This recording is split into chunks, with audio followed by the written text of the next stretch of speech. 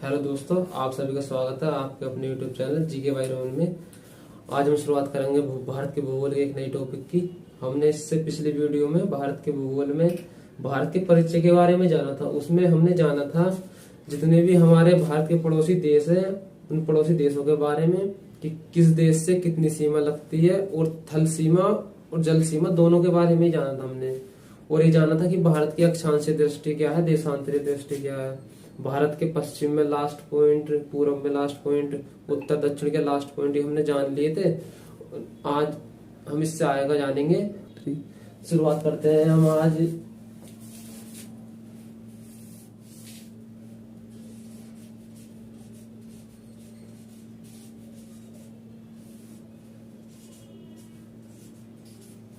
भौतिक प्रदेश से। हम आज भारत के भौतिक प्रदेश है। हमारे देश को डिवाइड करा हुआ है 4 भौतिक प्रदेशों में। हम उसमें से आज पहले भौतिक प्रदेश के बारे में जानेंगे।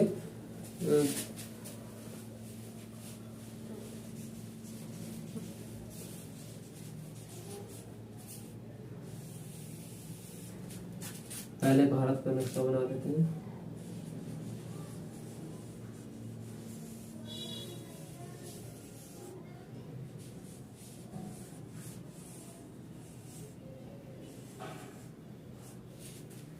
हमें भारत को भौतिक प्रदेशों में बांटने की जरूरत क्यों पड़ी, हम ये जान लेते हैं पहले। क्योंकि ये हमारा पूरा भारत उत्तर से दक्षिण तक और पूर्व से पश्चिम तक, इसको हम एक साथ तो पढ़ नहीं सकते सारे को, क्योंकि इसमें सारा सब कुछ पहाड़, पर्वत, भूमि, समतल भूमि सब पढ़ना पड़ेगा हमें। इसलिए हमने इसको 4 भागों में डिवाइड करा है, जिससे कि हमें पढ़ने के लिए आसानी हो। ये पहले से करा है, टी.एस. हेडले नाम के एक भूगोल शास्त्र हुए, उन्होंने करा था 4 भागों में डिवाइड हमारा ये भारत को, क्योंकि इससे आसानी हो जाती है। इसमें पहले यहाँ पे यहाँ पर्वत है, पठार है, इसको हम हिमालय बोल देते हैं या पर्वतीय क्षेत्र बोल देते हैं इसको। ये यहाँ मैदान है, भारत का मैदान, इसे मैदानी क्षेत्र बोल देते हैं। और ये नीचे बसता है प्रायद्वीपीय भाग, इसे भारत का प्रायद्वीपीय भाग बोलते हैं। प्रायद्वीपीय भाग से बोलते हैं जो तीनों तरफ से जल से घिरा हुआ होता है। और इसके आसपास में जितने भी द्वीप लगे हुए हैं वो द्वीपीय भाग, यानी कि इसको 4 तरह से डिवाइड करा, इससे आसानी हो पढ़ने में। तो हम पहले आज इसमें जानेंगे उत्तर भारत के पर्वतीय क्षेत्र के बारे में।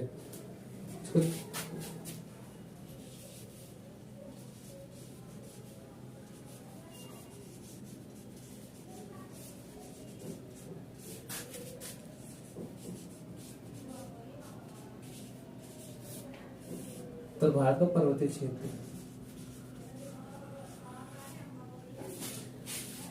हमारे उत्तर के भारत में जितने भी पर्वतीय क्षेत्र हैं हम उसके बारे में जानेंगे।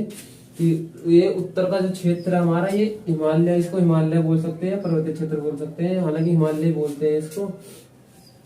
इसको भी 4 श्रेणियों में डिवाइड करा हुआ है भारत के पर्वतीय क्षेत्र को, क्योंकि इसमें कई प्रकार की चोटियां पाई जाती हैं, पठार पाए जाते हैं, पहाड़ पाए जाते हैं। उसको भी थोड़ा हम अगर डिवाइड कर किसी भी चीज को थोड़ा थोड़ा डिवाइड करके पढ़ेंगे तो पढ़ने में आसानी होती है और जल्दी याद हो जाता है। इसलिए इसको 4 श्रेणियों में बांटा गया है, इसको उत्तर भारत के पर्वतीय क्षेत्र को। उत्तर भारत का पर्वतीय क्षेत्र कुल इसकी लंबाई 2400 से 2500 किलोमीटर है।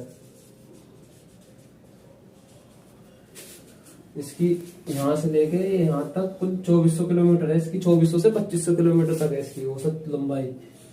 और इसके बाद जो चोटियां पाई जाती हैं उनकी कुल औसत ऊंचाई 6000 मीटर है। 6000 मीटर इनकी औसत ऊंचाई होगी। और इसकी चौड़ाई की बात कर लेते हैं हम। इसकी चौड़ाई यहाँ अरुणाचल प्रदेश में तो कम है, पर लेकिन जम्मू कश्मीर की साइड में थोड़ी ज्यादा है इसकी चौड़ाई, क्योंकि यहाँ जम्मू कश्मीर साइड में पर्वतीय क्षेत्र ज्यादा है। असम में इतने नहीं है इसके मुकाबले जम्मू कश्मीर के। जम्मू कश्मीर में है 400 किलोमीटर और अरुणाचल प्रदेश में है 160 किलोमीटर चौड़ाई। हालांकि ये हिमालय क्षेत्र जो है अभी भी हिमालय सबसे नवीनतम पठार है हिमालय, और अभी भी ये निर्माणावस्था में है, मतलब ये अभी भी इसका निर्माण होता जा रहा है। हम पढ़ेंगे शिवालिक हिमालय के बारे में पढ़ेंगे, जो नवीनतम पर्वत है इसका, क्योंकि हमें इसके बहुत से साक्ष्य मिलते हैं। जैसे कि हमें अभी भी इसकी झीलें, इसमें झीलें मिलती हैं। इस क्षेत्र में जाएंगे हम पर्वतीय क्षेत्र में झीलें मिलती है नई नई, और इसमें भूकंप आते रहते हैं, जिसका एक मेन कारण बताया जाता है कि अभी भी निर्माणावस्था में है। इसको 4 श्रेणियों में बांटा गया है, जिसमें हम पहली श्रेणी पढ़ेंगे ट्रांस हिमालय।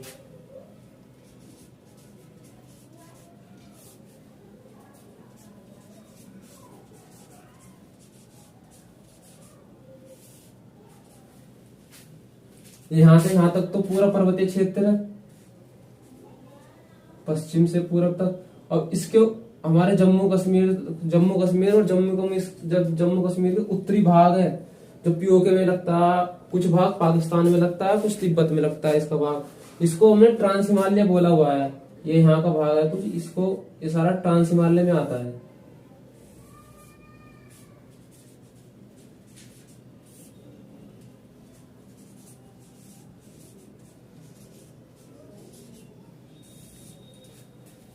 इसकी लंबाई है इसकी 965 किलोमीटर। चौड़ाई मैंने बताई दी है आपको, 400 किलोमीटर है इसकी यहाँ पर। और इसकी औसत चोटियां जो है उनकी कुल ऊंचाई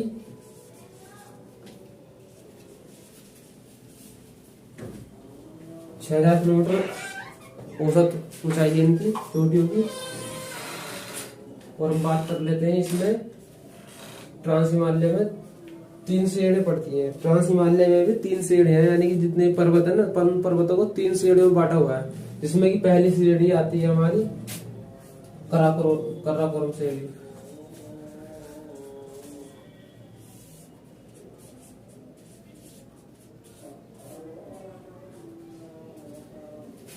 इस काराकोरम श्रेणी के अंदर हमारे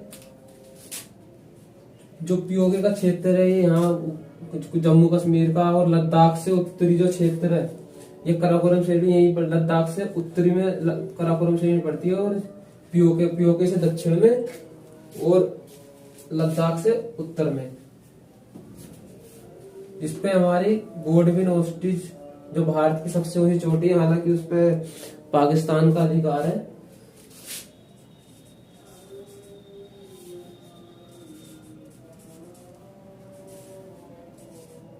गोडविन ऑस्टिच K2 इसी श्रेणी में पाई जाती है, काराकोरम श्रेणी में। और भारत का सबसे ऊंचा ग्लेशियर सियाचिन ग्लेशियर भी इसी के अंदर आता है।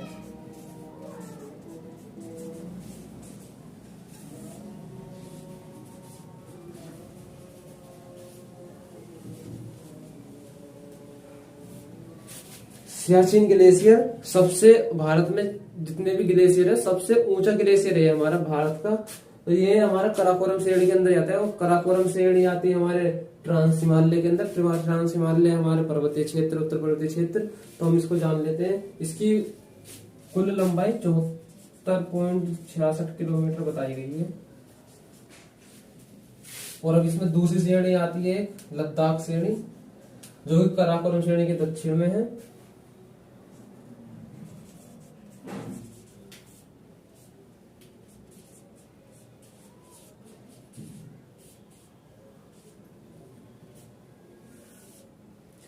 लंबाई, ऊंचाई, चौड़ाई तो यही रहेगी इसकी भी, यहीं की पूरे पर्वतीय क्षेत्र के अंदर ही आती है।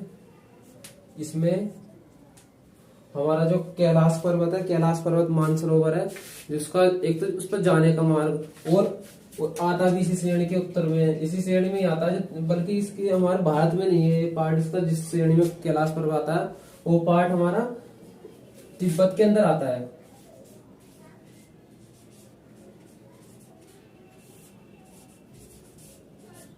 कैलाश पर्वत एक तिब्बती क्षेत्र में आता है, जो कि तिब्बत का अधिकार है इस पर, और जाता है यहीं से होकर, इसको मार्ग भी लद्दाख श्रेणी से होकर जाता है। और इसमें एक विश्व की जो सबसे ढाल वाली चोटी है ना, राकापोसी, वो भी इसी श्रेणी में आती है। और इस श्रेणी की सबसे ऊंची चोटी है वो राकापोसी।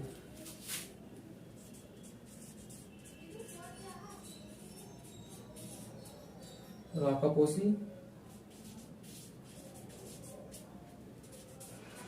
विश्व की सबसे ढाल वाली चोटी।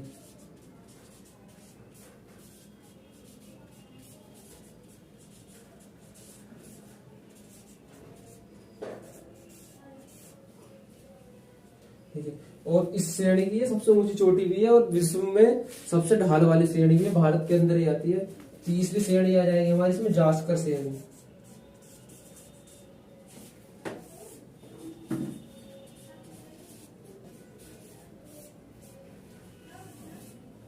जास्कर श्रेणी लद्दाख श्रेणी के दक्षिण में और बृहद हिमालय के उत्तर में पाई जाती है।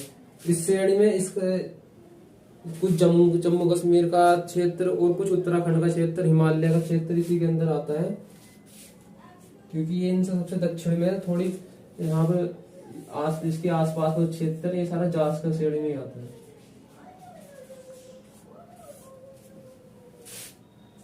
अब इसके अंदर हम जान लेंगे इसका जो सबसे ऊंची चोटी है नंगा पर्वत इसी में ही है, सबसे ऊंची चोटी भी है। और नंगा पर्वत एक इम्पोर्टेंट भी है, एग्जाम में पूछा भी जाता है कई बार कि नंगा पर्वत कहाँ पर पाया जाता है, तो इसी श्रेणी में पाया जाता है, जास्कर श्रेणी में, ट्रांस हिमालय के अंदर। और क्योंकि यूके और जम्मू कश्मीर का भाग है, यहाँ हिमाचल का ही भाग है कुछ, तो यहाँ पर नीति, माना और लिपुलेख दर्रे भी यहीं पे पाए जाते हैं। हम जितने भी हमारे भारत में दर्रे हैं, दर्रों का पार्ट एक साथ पढ़ेंगे सारा, क्योंकि कुछ आसानी भी होगी और जल्दी से याद भी हो जाएंगे अगर हम एक साथ पढ़ेंगे उन्हें, किस क्षेत्र में कितने दर्रे पाए जाते हैं, किस प्रकार के, हम सारे एक साथ ही पढ़ेंगे। अभी हम बस खाली इतना ही जान लेते हैं कि इस श्रेणी में ये नीति, माना, लिपुलेख जो उत्तराखंड के क्षेत्र में आता है, तो ये पाए जाते हैं। अब हम इसके और इसकी जो श्रेणी है ना, ये ट्रांस हिमालय, बृहद हिमालय से जिसके द्वारा, जिस लाइन के द्वारा अलग होता है उसको हम सच्चर जोन बोलते हैं। सच्चर जोन के द्वारा ट्रांस हिमालय बृहद हिमालय से अलग होता है।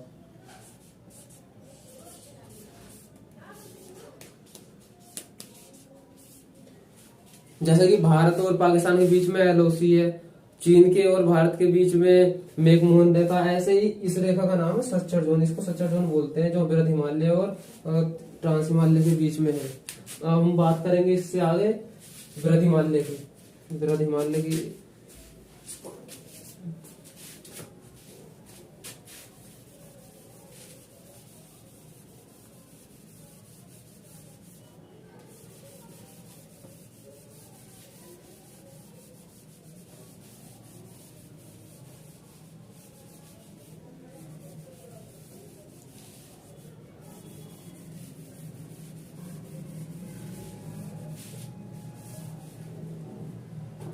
ट्रांस हिमालय तक तो पढ़ लिया है हमने, ये उत्तराखंड तक, जास्कर श्रेणी उत्तराखंड के उत्तर तक लगती है।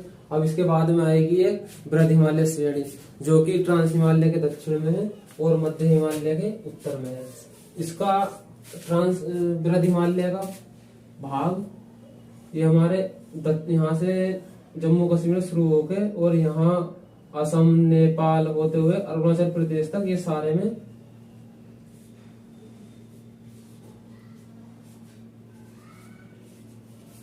बृहद हिमालय बोला जाता है इसको। जितना भी क्षेत्र है ना, ये जम्मू कश्मीर के पश्चिम से लेकर और अरुणाचल प्रदेश के पूरब तक, ये बृहद हिमालय में आता है। जान लेते हैं इसके बारे में भी।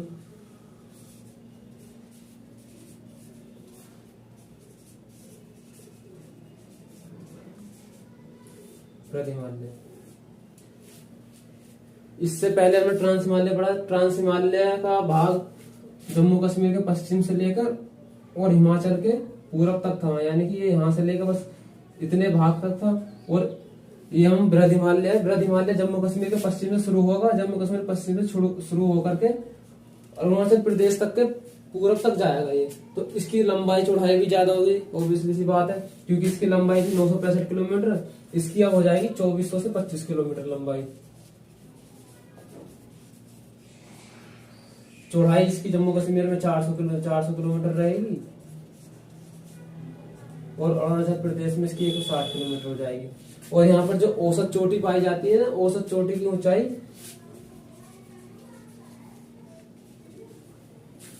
6100 मीटर है। 6100 मीटर इसकी औसत चोटी है, क्योंकि ये हमारा जम्मू कश्मीर और पीओके क्षेत्र तो ऊपर, उस से लद्दाख से जास्कर, ये हिमाचल में और उत्तराखंड में आ गया भाग इसका। अब इससे आएगा जो नेपाल का भाग आएगा ना इसके वृद्ध हिमालय की जो मध्य भाग आएगा, और नेपाल आएगा इसके अंदर वृद्ध हिमालय के बीच में। तो यहाँ की जितनी भी चोटियां ना, सबसे ऊंची चोटी भारत में यही पाई जाती है, विश्व की सबसे चोटी ऊंची भी यही पाई जाती है, जो हम जान लेते हैं माउंट एवरेस्ट इसको बोला जाता है। वो हमारे नेपाल में पड़ती है, जो कि वृद्ध हिमालय की मध्य भाग में है और सबसे ऊंची चोटी है।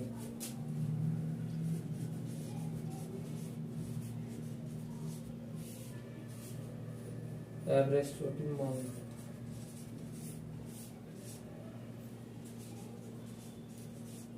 इसकी कुल ऊंचाई 8,848 मीटर इसकी कुल ऊंचाई है। क्योंकि मध्य हिमालय हमारा इस पर जितनी भी चोटी जाता है, सब की ऊंचाई एक से एक बढ़कर ऊंचाई है, सब ऊंची चोटियां हैं यहाँ पर। इसके अलावा यहाँ पर हमारे त्रिशूल, नंदा देवी पर्वत,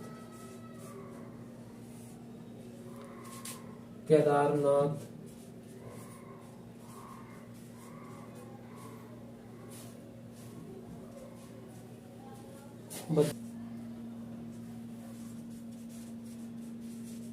बद्रीनाथ,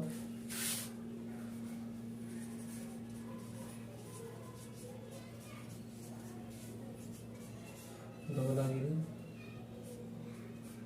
जितनी भी ऊंची चोटियां सारी यहीं पाई जाती है। नीलकंठ हो गई, यानी कि जो वृद्ध हिमालय है ना, सबसे ऊंचा हिमालय इसी में ही पाई जाती है। सबसे ऊंची चोटी और सबसे ऊंचा हिमालय यही है हमारा वृद्ध हिमालय का क्षेत्र। इसमें दर्रे भी पाए जाते हैं, जोजिला, बुर्जिला, ये दर्रे भी पाए जाते हैं। इनको मैंने बताया दर्रे हम एक साथ पढ़ेंगे सारे, क्योंकि एक साथ पढ़ने में आसानी होगी।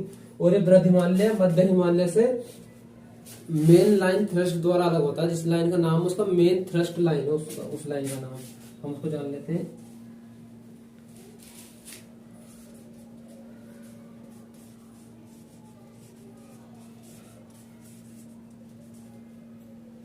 मेन थ्रस्ट लाइन द्वारा ये मध्य हिमालय से अलग होता है।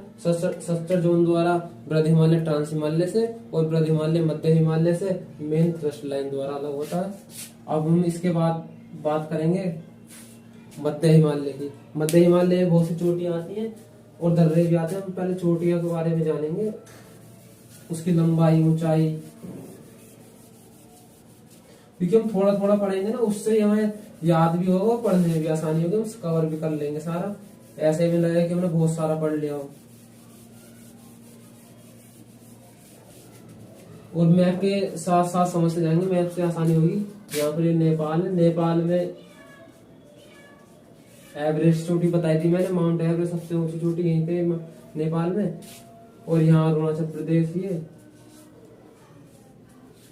अब हम बात करेंगे मध्य हिमालय की। मध्य हिमालय में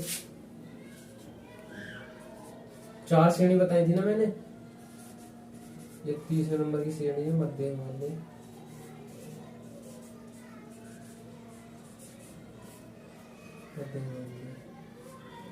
मध्य हिमालय की भी यही कहानी है, ये यहाँ से शुरू होता है मध्य हिमालय, पर इसके थोड़ा दक्षिण में चला जाता है। जम्मू कश्मीर के दक्षिण में का भाग, थोड़ा हिमाचल का, उत्तराखंड का, असम का, नेपाल का, ये भाग इसमें आता है। ये यहाँ पर है, इसको मैं अलग जगह बना लेता हूँ।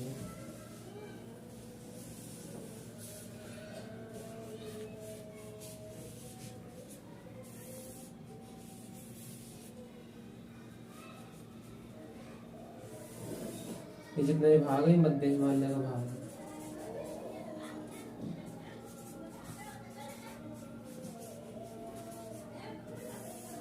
मध्य हिमालय, इसकी औसत लंबाई, चौड़ाई और इसकी औसत चोटी थोड़ी इससे कम है, क्योंकि इसमें तो सबसे हाईएस्ट चोटी इसी में पाई जाती है। तो इसकी औसत ऊंचाई 3700 से 4500 मीटर है इसकी औसत ऊंचाई चोटी है। इसमें 2 दर्रे पाए जाते हैं हमारे भारत के इंपोर्टेंट 2 दर्रे, एक तो पीर पंचाल दर्रा और एक बनिहाल दर्रा।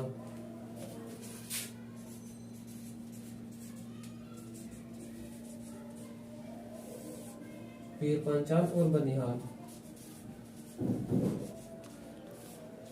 ये जो दर्रे हैं इन्हीं से हो गए। बनिहाल दर्रा है, बनिहाल दर्रे से होकर जम्मू कश्मीर मार्ग जाता है, जिसमें जवाहर सुरंग भी पाई जाती है हमारी। पीर पंचाल हिमाचल प्रदेश, पीर पंचाल दर्रा हिमाचल प्रदेश में है। हिमाचल प्रदेश से जो मार्ग होके जाता है वो बनिहाल दर्रे में होके जम्मू कश्मीर को जाता है, जिसमें जवाहर सुरंग भी है।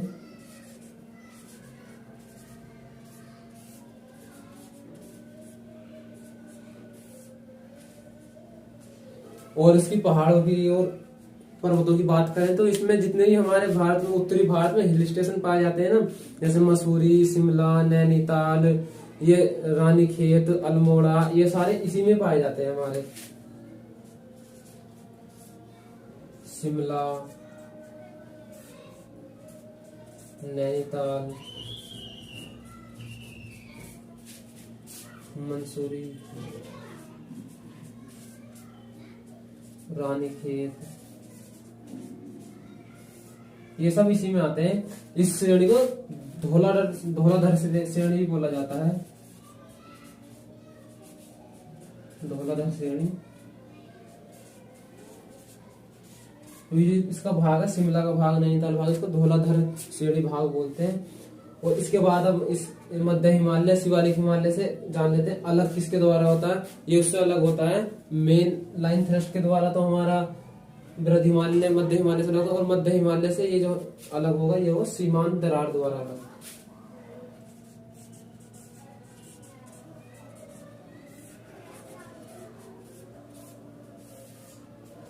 सीमांत दरार द्वारा ये शिवालिक हिमालय से अलग हो जाएगा। अब इसके बाद शुरू होगा शिवालिक हिमालय। अब ये उत्तराखंड का उत्तरी भाग, उत्तराखंड का भाग और जम्मू कश्मीर का दक्षिणी भाग, नेपाल का दक्षिणी भाग कुछ, और असम का भाग, ये आ जाएगा हमारा शिवालिक हिमालय में, जो कि सबसे नवीनतम पर्वत है। बाह्य हिमालय बोलते हैं इसे, और शिवालिक हिमालय दोनों बोला जाता है, क्योंकि ये नवीनतम हिमालय है सबसे। इसकी उत्पत्ति, जितने भी हिमालय के पार्ट है, सबसे बाद में शिवालिक हिमालय की उत्पत्ति हुई है।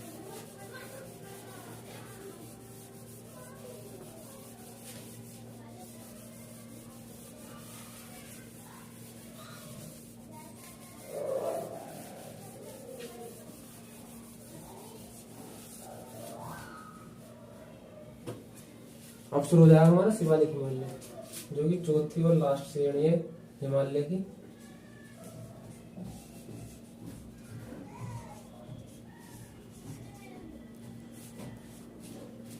शिवालिक हिमालय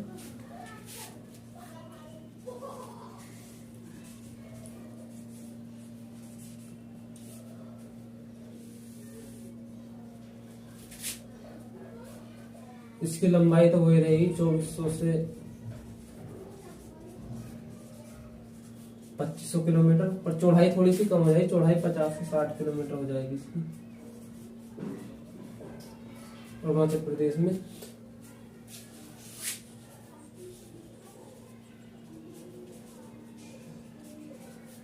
इसको बाह्य हिमालय बोलते हैं।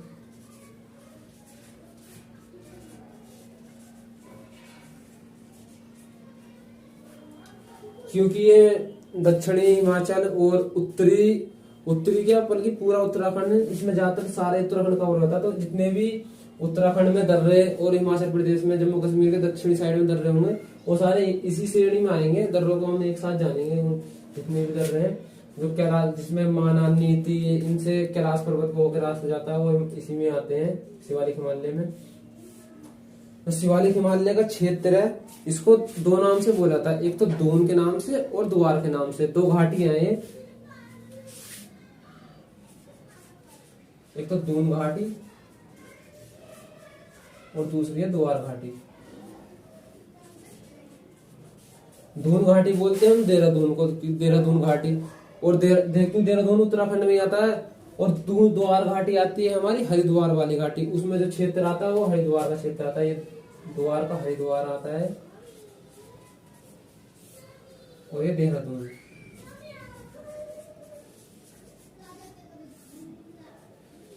ये क्षेत्र इसमें, और असम की, इसमें जितने भी हमारे नीलकंठ, बद्रीनाथ, श्रेणी, ये चोटियां, ये सब इसी में ही आती है भाई। नीलकंठ बद्रीनाथ की होगी, त्रिशूल की होगी, नंदा चोटी होगी, ये सब इसी के अंदर आती हैं।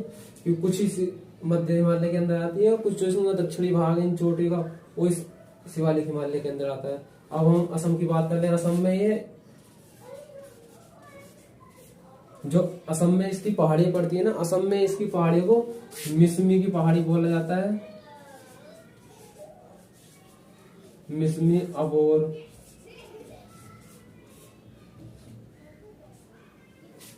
असम नहीं, सॉरी, ये अरुणाचल प्रदेश है, अरुणाचल प्रदेश में बोला जाता है इन्हें।